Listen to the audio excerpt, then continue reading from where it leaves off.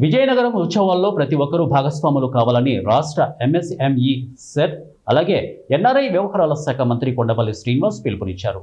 గంట్యాడ మండలం కొండ తామరపల్లి గ్రామంలో వెలసిన పైడితల్లి అమ్మవారికి ప్రతిరూపకంగా భావించే సిరిమాను వృక్షాన్ని మంత్రి శ్రీనివాస్ బుధవారం సతీ సమేతంగా దర్శించుకొని ప్రత్యేక పూజలు నిర్వహించారు. భక్తుల జయ జయ ధ్వానాల మధ్య చెట్టుకు గొడ్డలితో ఘాట్లు పెట్టి సిరిమాను తయారీ ప్రక్రియకు శ్రీకారం చుట్టారు. ఈ సందర్భంగా మంత్రి మీడియాతో మాట్లాడుతూ ఉత్తరాంధ్ర కల్పవల్లి పైడితల్లి అమ్మవారు విజయానికి ప్రతిరూపమని పేర్కొన్నారు.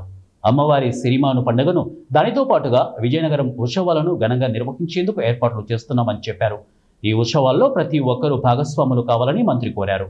అమ్మవారు సిరిమాను రూపంలో తమ నియోజకవర్గంలోని గంట్యాడ మండలంలో ప్రత్యక్షం కావడం తమ అదృష్టమని పేర్కొన్నారు.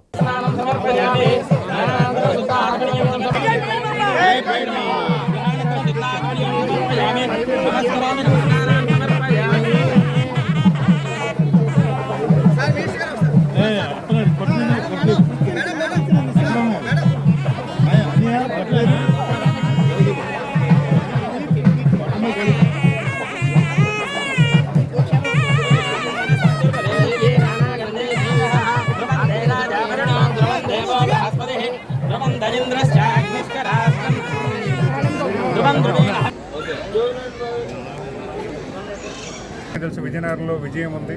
ఆ విజయానికి తోడు పైడితల్లమ్మ తల్లి ఉత్తరాంధ్ర ఎలవెలుపు మనందరికీ కూడా అన్ని కష్టాల్లో ఉండి మనందరినీ ముందు నడిపిస్తున్నటువంటి తల్లికి ఈరోజు మనం ప్రతి సంవత్సరం జాతర చేస్తాము, సిరిమానోత్సవం చేస్తాము, విజయనగరం ఉత్సవం చేస్తాము.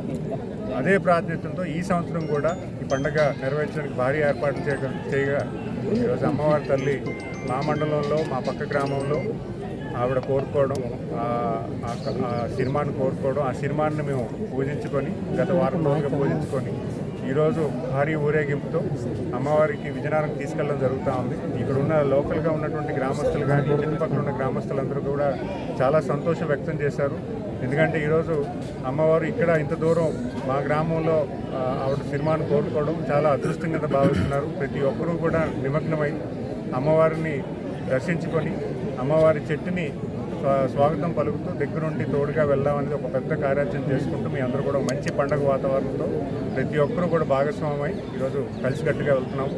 సో ఖచ్చితంగా అమ్మవారి దీవెనలు మా అందరికీ, మా విజయనగరం జిల్లాకి, ఉత్తరాంధ్ర ఎలువలకి, రాష్ట్రానికి మంచిగా దీవించి ఈరోజు రాష్ట్రాన్ని అభివృద్ధి బాటలో తీసుకెళ్లి ప్రతి యువకులకు కూడా మంచి అవకాశాలు వచ్చేలాగా ఈరోజు భవిష్యత్ కాలం నిర్దేశించేలాగా అమ్మవారు మా అందరికీ కూడా తోడుంటారు.